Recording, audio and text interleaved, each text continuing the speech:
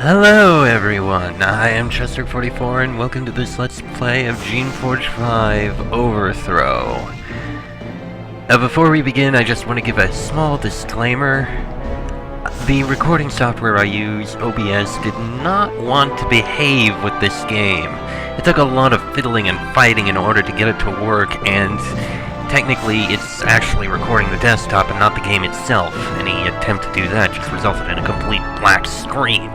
So, hopefully I'm able to avoid little errors or the like while I'm doing recording of all this. Now that that disclaimer is out of the way, here we are, the last game in the Geneforge series, and my own personal favorite. This is gonna be good, as you can probably already tell from the new and very unusual creature running around down there. Oh, Jesus Christ. Boy. And I think I saw some lizard-like creature. I think this actually uses another completely new engine or something, which probably explains the problems I was having. So, there's gonna be some upgrades to the interface and that sort of stuff, which will be interesting to see. That said, I think we should, well, may as well get going and get started. And, like the previous game, and, well, one of the things I like about this is the sheer amount of choices we get. Not only do you get access to the 5 Shaper class, to the 5 Rebel classes, and a new class, the Sorceress, I believe, is new, you can also choose one of the old Shaper classes, Agent, Shaper, or Guardian, whichever you choose. So yes, you have as much customization as possible. That said, I need to choose the character we're going to do. And after thinking about it for a while, and trying to figure out which would work best for the playstyle I'm going to be doing, I think, most likely, I'm going to try playing as a warrior. Yes, it's not a guardian, I know, but, well, it's, okay, the equivalent of a guardian, but it's not quite a guardian. Plus, guardians have some bug that gives them a huge advantage. Nobody's really sure why, but for some reason they have like 3 times as much essence at the start as the other 2 Shaper classes. Although they do gain essence at a slower rate than the warrior, I think. I'm not sure. People have gone into this stuff and gotten through all the details and the like. That said, we're gonna play a warrior. Yes, our magic skills are weak, and I found myself liking magic skills a bit before, but you know what? This time, I'm not really going to use magic spells. I may not even do as much shaping as you may expect, because I'm doing a no canister run. This is going to be a very difficult playthrough, because after all, canisters are the main and easiest way for you to gain spells and shaping abilities. You don't do those, you're not going to get very much, and the only way you get them is the very expensive process of buying every single one. So we're gonna need to get a lot of gold. I'm gonna need to pick up a lot of crap. Oh boy, this is gonna be fun. That said, well, honestly, we do need to name him, and, well, we've gone through enough, so let me end this exceedingly long explanation of everything, and just engrave into the entry the excellent name of E. I was going to make a much longer joke with that, but it was a lot harder than you may think. That said, let us begin Geneforge 5 Overthrow. On normal. The Shapers have the power to create life. They can make plants and animals to populate barren lands and intelligent, loyal serviles to do their menial work. And, if challenged, they can create armies of hideous monsters to devastate their foes. The Shapers rule the known lands, and their authority is absolute. There is one punishment for those who try to learn their secrets, and for any who of their creations who try to disobey them. Death. And so the rebellion began.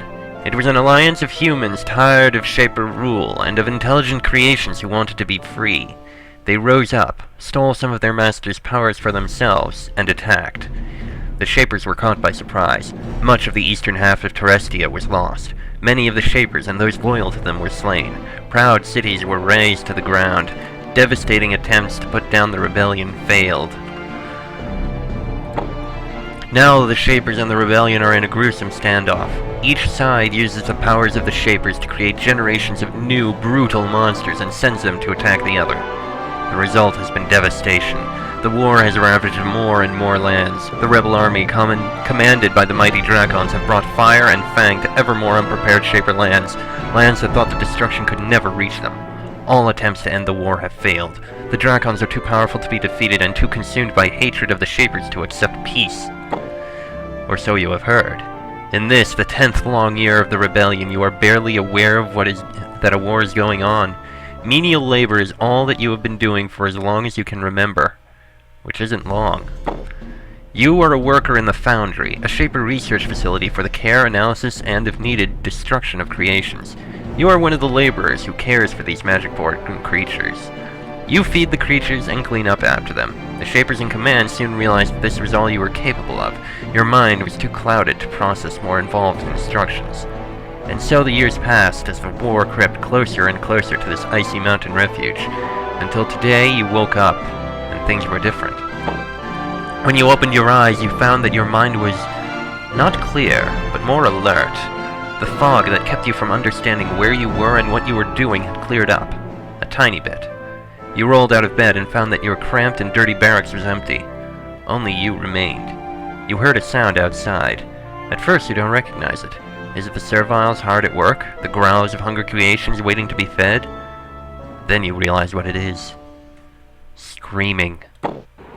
And welcome to Geneforge 5. As you can see, everything has changed. Oh god, I hate that map. They use this map in many of the more recent games, and I just hate it.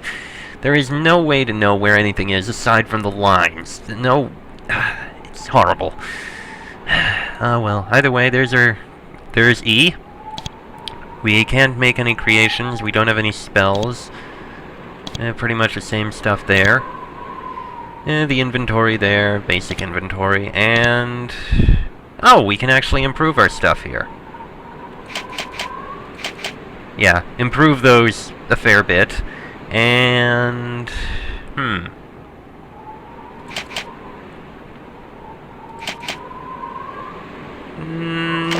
no, I'll take this moment to improve strength. We'll improve melee weapons, quick action, and that stuff next, when we level up. For now, I think this is good.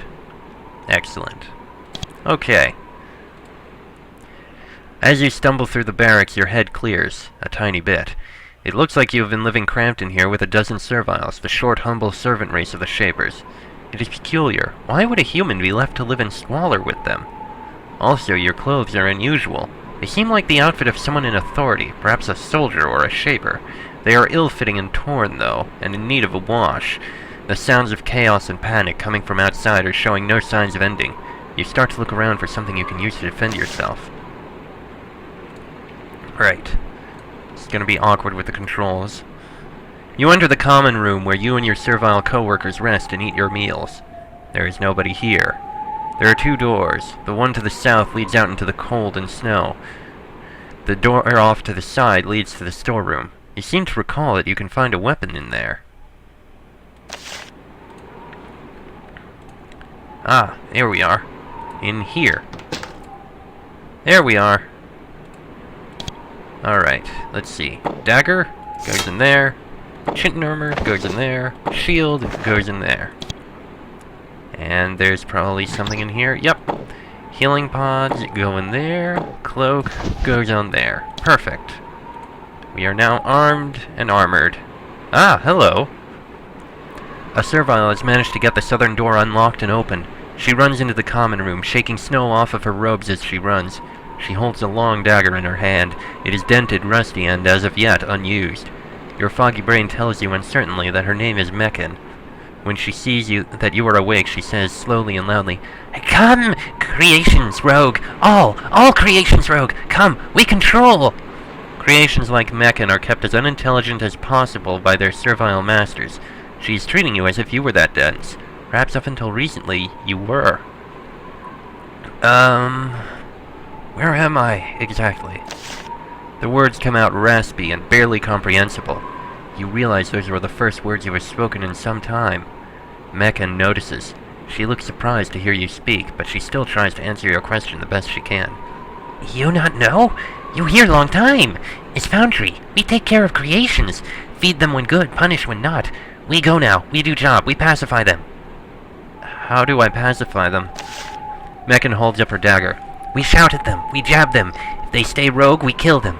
That is what Shapers say. Rogues die. So hurry. We stop monsters before more serviles die. As she turns to leave, she gives you an odd look, as if she's trying to determine what has changed about you. She seems unusually alert for a servile. Then she exits to the south. Follow. As you walk out of the barracks and into the snow and wind, Mekan holds up her hand and says, Stop! You get the feeling that she has been ordering you around for a long time. You wish that you could remember. Something is coming. The calming pylon is smashed. Be ready. Are the Shapers coming to help us? Mekan looks over at you, not noting that you are still speaking. Shapers? Care for us? Master Rowell does not know we live. Listen. You hear them not long before you see them. Several serviles run screaming into the clearing. They are closely followed by hungry, scuttling bugs. Mekan rushes toward the bugs, swinging her dagger. Come, help them! Right. Yes, I am now in combat. Die! Will you go away?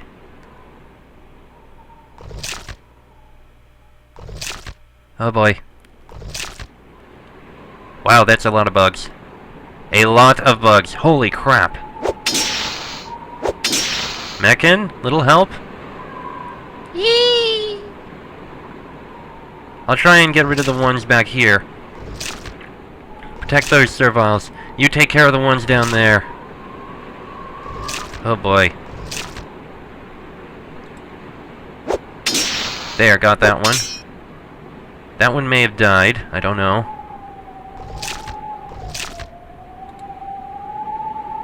I didn't get back in time. No matter. Come on, come on. Mekan is surrounded, but we're here. Sorry about that, Mekan. I just had to get rid of one of those... one that had gotten to the other serviles. There we are. Mekan wipes off her blade and sighs. Not hard. Bugs are pests. Not good. Best dead. She looks at the surviving serviles, still trying to calm down. Most serviles are terrified of rogue creations. He saved son. Good. I am glad. You receive bonus experience for saving several serviles. Gain enough experience. We must move on. It's cold. Rogues are still loose. Wait, I have a question. Question? You have surprises today. Creations change. You change too. What? Who am I? How did I get here? Don't know. Mighty Shaper Rawell comes one day, dumps you on us, says you work with serviles, says take care of you. This years ago. You quiet, you work, is all I know. Why am I dressed like this? You dress strong, like warrior or lord. You like that calms rogues. If we get torn fancy clothes, put on you. You like them, make you calm too. Need wash though. Why have the creations gone mad? Do not know. Happen in morning. They all go crazy. Shapers not say why. Shapers not talk to us. What were those bugs? Shaper make. New type of creation. Send out. Eat crops of rebels. Swarm. The things the Shapers make. What should we do now? Hunt rogues. Calm them. Kill if must. Then if we good, we get reward. Big dinner. More sleep. Enough talking. Now we go hunt. You start to follow Mekan. After a few feet, she stops. She turns and points at your clothes. We dress you up strong, make you look good. Calm creations. You go first. I follow close. Okay, then. Well, let's take, what things around here we can.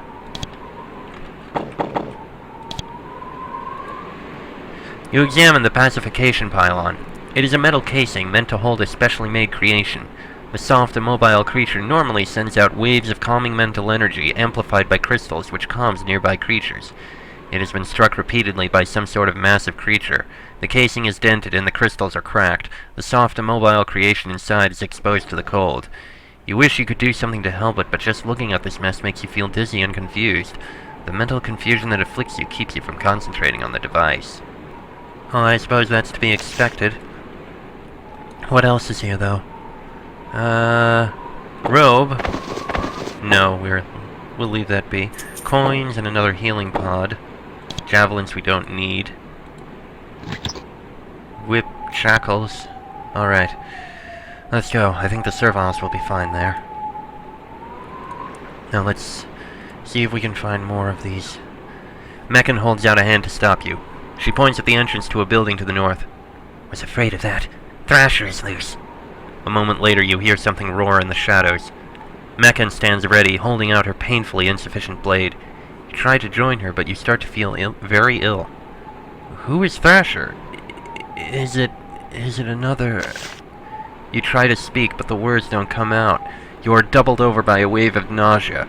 It soon ends, followed by something far worse. A burning sensation spreads over your entire body. It is not just heat, it is rage. Something has triggered a consuming fury within you. There is pain, a lot of it, but it is a distant thing. You also feel power, great power, trying to find a way to break free. You hold up your hand. It is glowing. Little wisps of flame dance around it. You turn to look at Meccan. She watches you without expression. She doesn't seem surprised, though. What is happening to me? You slowly gasp out the words, trying to maintain consciousness in the face of the overwhelming sensations that buffet you. Meccan calmly says, This could be useful. Thrasher is terrified of fire. Direct some at it. You might calm the beast. Part of your brain dimly realizes that Meccan is no longer speaking in the crude speech common to serviles. You don't have any more time to think about it. A huge battle alpha rushes out of the building to the north. A puny creation is daring to challenge you. Perhaps some flame would teach it not to disobey its betters. Yes, I imagine. Oi, I wanted flame, not that. Alright, fine. Firebolt! The bolt of flame strikes the huge creature, singeing it and filling the clearing with the foul stench of burning fur. These things are covered in fur? The alpha shrieks and cowers from you. It must be terrified of fire. You hold up your hand and look at it. The wisps of flame are gone. The wave of illness has passed. The power remains, though. Whatever has happened to you today, it is unlocking things you did not even suspect were within you. You feel that you don't just have the power to hurt, you can also heal. The technique is different, but the wellspring of power is the same. Hey, we can now cast Minor Heal. Excellent.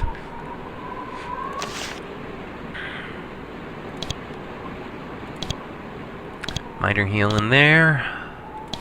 Firebolt in there. Okay, he's calm at least. Yes, that pacification pylon is down as well.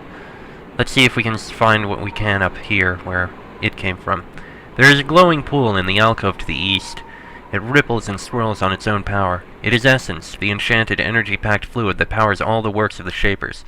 This is a healing pool. When you stand near it, it will heal you. If you can't return to a friendly town, a pool like this will restore your strength. Rest there soon? Hurry, we must find rogues before more serviles die. We shall. I'm just looking around here. You know, I like how it actually... I think that was actually in previous games, saying what the value was. It's nice seeing that. Couple barrels. Oh good, another crystal. Okay, moving on.